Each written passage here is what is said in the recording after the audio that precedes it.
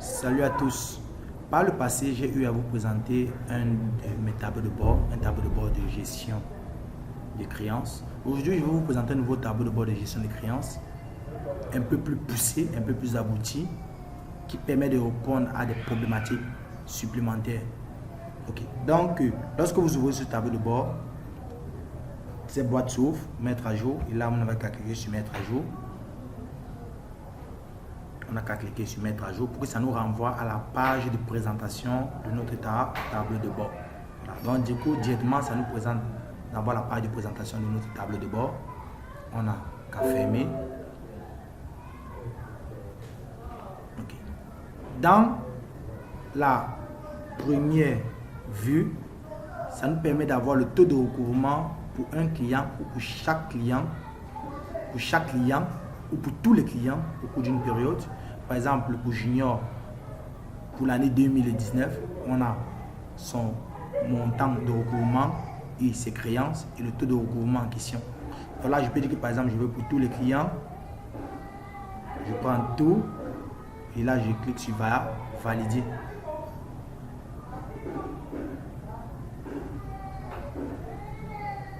Je clique sur valider.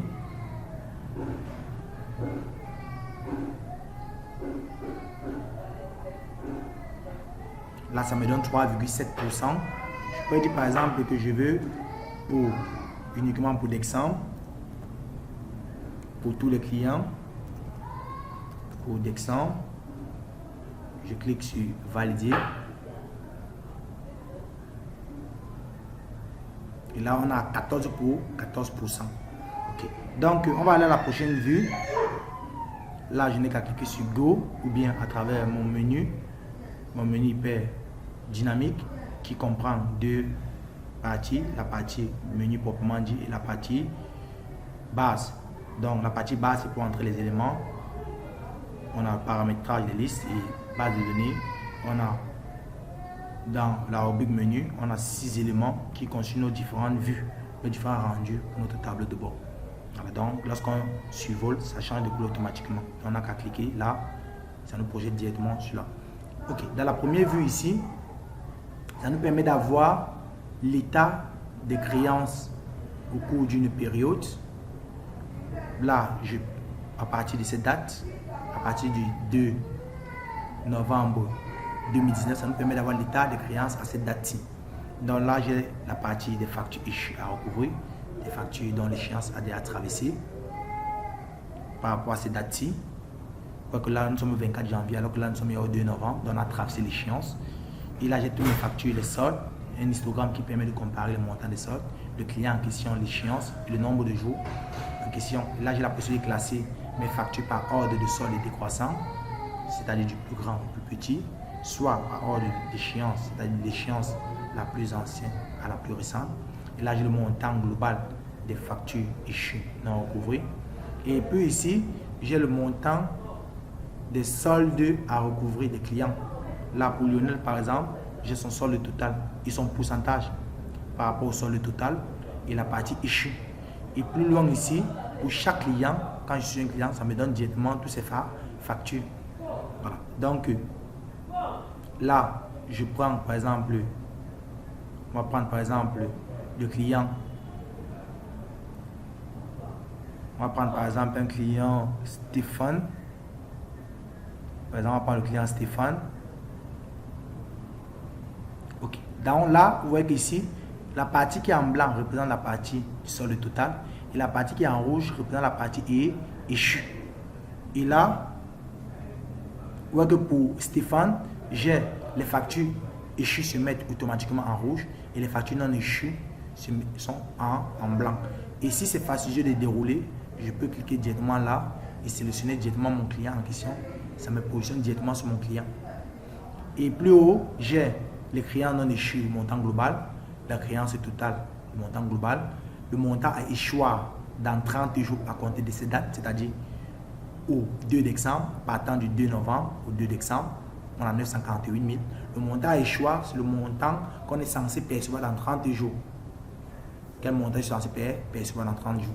Et j'ai là mon créancier le plus élevé. Plus bas, j'ai les échéances, toutes les échéances dans les 30 prochains jours. Là, par exemple, nous avons, en cliquant là, par exemple, nous avons 3 échéances. Une échéance le 2, le 4 et le 6. Donc, en cliquant sur le 2, ça me positionne directement sur le 2 à travers mon graphique et ça me donne le montant de la facture, le numéro de facture, le solde et le client en question. Voilà. Donc, si vous sommez tous les montants de toutes ces échéances, ça va vous donner le montant global du montant à échoir. Donc là, je peux dire par exemple, je veux au 1er juin par exemple, ou juillet. Là, je saisis ma date, l'état, je n'ai qu'à actualiser.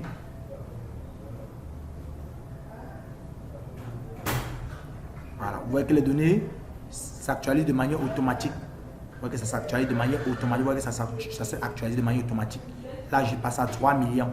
Et là, vous voyez que le graphe, j'ai une seule échéance dans les 30 prochains jours.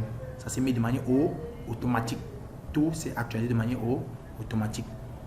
Donc là, on va aller dans la prochaine vue qui est l'état des créances par client pour avoir là, pour chaque client, j'ai la limite de crédit s'il y en a, le crédit supplémentaire accordable qui se calcule automatiquement, les avances si on a reçu des avances de clients. Et là, on a le montant des créances en cours avec le pourcentage sur le solde total, pareil que pour les créances saines, pareil que pour les créances douteuses. Et ici, les créances saines et douteuses sont des créances issues. Or, les créances saines, on a défini comme ci-dessous, les créances issues entre 1 et 90 jours sont considérées comme créances saines, à plus de 90 jours comme créances douteuses.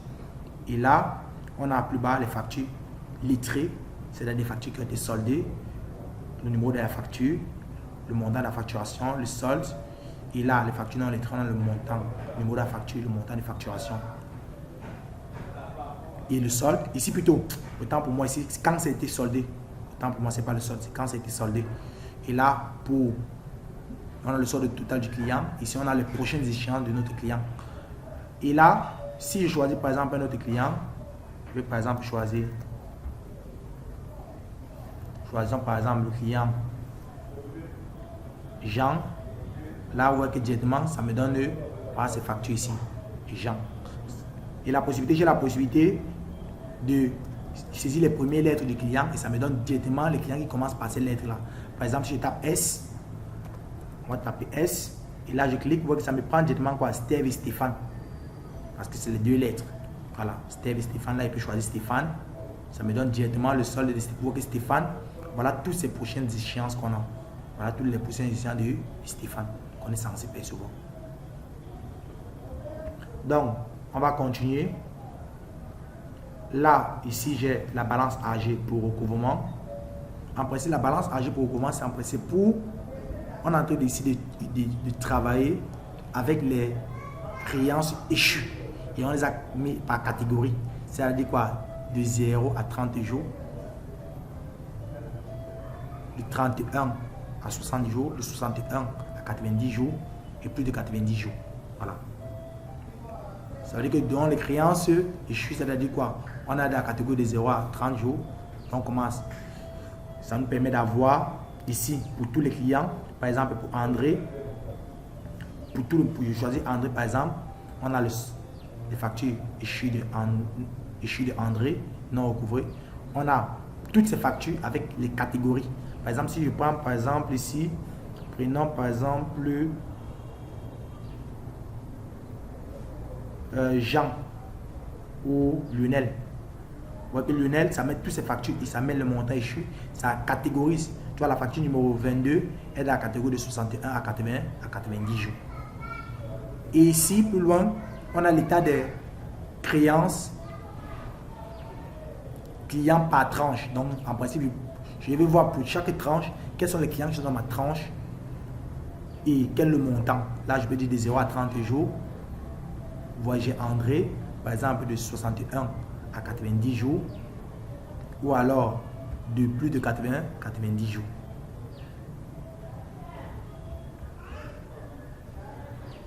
Dans notre seconde vue, on aura les extractions suivies des opérations. Ici, on a un peu à faire comme un historique des opérations. J'aimerais savoir pour chaque client ou bien pour tous les clients, quelles sont les opérations de facture ou de règlement ou des deux qu'on a exercé et pour quelle période. Et là, par exemple, je dis OK, pour Yves, du 1er juillet 2019 au 31, je dis OK. Je veux par exemple tout, extraction, ça me sort uniquement cette opération. Si je change la période, je dis par exemple que je veux en commencer en janvier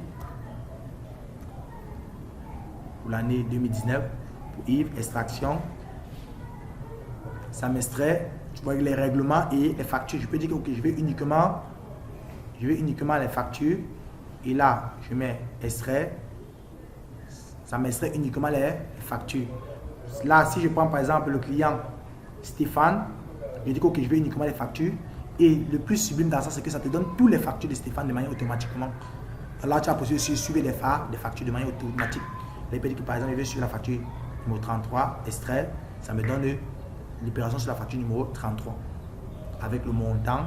Et ici, j'ai la possibilité d'imprimer. Donc là, on va cliquer. On va aller sur l'extraction état des échéances.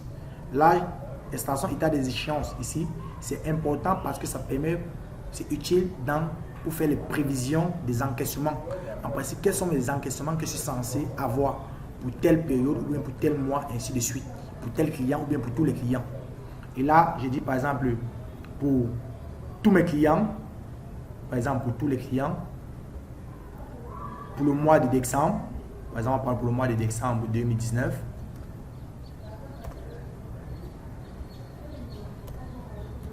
je veux uniquement les factures que je suis censé percevoir pour le mois de décembre. Là, je clique extraire. Ça me sort uniquement les factures que par les dates des échéances. Ici, du 1er 12 2000 au 31 12 ici. Voilà, donc c'est toutes les factures que je suis censé percevoir du 31 12 2019 au 31 décembre 2020. 2020.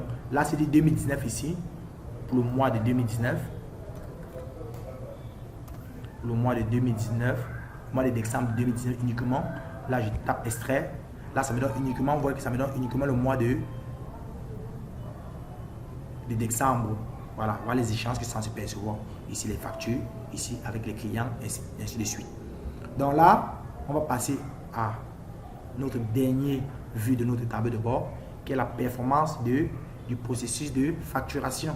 Ici, ça permet de savoir la performance de votre processus, c'est-à-dire allant de quoi? Allant du moment où le client passe la commande jusqu'au moment où vous faites le dépôt de la facture chez le client. Donc ici, on analyse chaque cycle.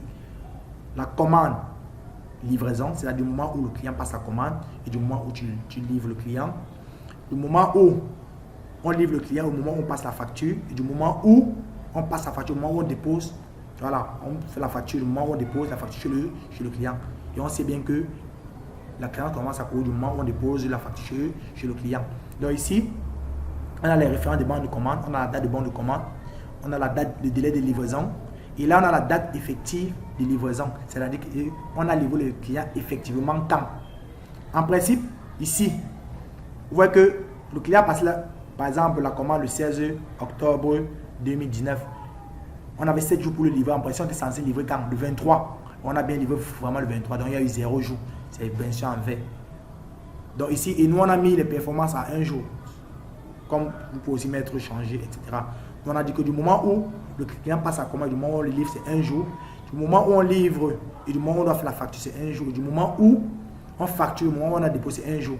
C'est-à-dire que traverser les 1 jour, ça nous met en rouge. Vous voyez qu'ici, par exemple, si on prend le bon de commande numéro 9, c'était le 21 septembre 2019 que le client passe à commande. On avait un délai de livraison de 5 jours. Donc, on était censé livrer le client le 26. Mais on a livré le client le 29. Donc, on a eu 3 jours de retard. Donc là, ça a marqué en rouge pour dire que ce n'est pas bon. Voilà. Et là, par exemple, vous voyez que là, on a facturé, on a fait la facturation quand? Le 3 octobre 2019. Voilà. 3 octobre 2019. Alors qu'on a livré effectivement le 29. Donc, en principe, on était censé faire la facture le 30, au maximum le 30 septembre. Maintenant, nous sommes au 3 octobre. On a passé 4 jours. Et là, ça marque en rouge. Voilà. Donc, et là, ça vous donne un récapitulatif ici. Et là, vous pouvez savoir pour quel client on a. Pourquoi est-ce que pour tel client, c'est utile dans les prises de décision pour savoir pourquoi est-ce que la facture a été pris du retard, etc. Pour pouvoir orienter vos prises de décision. Et là, vous pouvez sélectionner le mois en question, ainsi de suite. Vous pouvez sélectionner le mois si vous voulez, ainsi de suite. Ok, donc là, c'était pour tous les vues de nos tableaux de bord. Donc, on va aller maintenant sur la rubrique des éléments à entrer, où on entre les éléments. On a ici le premier, le paramétrage de la liste des clients, où on entre les données. Et ici, vous n'avez qu'à saisir tous vos clients et en laissant bien sûr tout, parce que ça nous aide dans les extractions. Et là, s'il y a le mail, vous saisissez le mail, le numéro de téléphone, la limite de crédit, ainsi de suite. S'il y a des opérations, vous saisissez les opérations liées aux opérations laissées bien sûr aux encaissements. En laissant avance perçue et avance bien sûr chrononormaté pour la pertinence du tableau de bord, parce que ça va être utile pour le tableau de bord. Lorsqu'il y aura des avances, on va travailler avec avance perçue. Et lorsque le client peut décider, ok, il veut régler une facture à travers l'avance qu'il vous a donnée. Et là, vous allez travailler avec avance. Ok, on va essayer de faire, voir un exemple. Donc là, maintenant, j'ai ma base de données. J'ai ma base de données. Donc là, j'ai ma base de données. Dans la base de données, j'ai une colonne opération où on saisit. C'est vrai qu'il y a des colonnes ici qu'on pourrait masquer. Bon, on a laissé pour plus d'explications. Parce qu'il y a des colonnes qui se génèrent automatiquement, qu'on pourrait les masquer. Voilà. Donc ici, on a le type.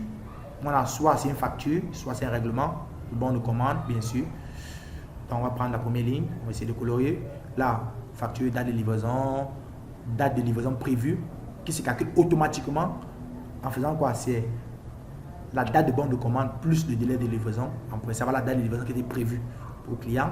Et quand est-ce qu'on a livré effectivement, la date de livraison effective, quand est-ce qu'on a livré effectivement le client.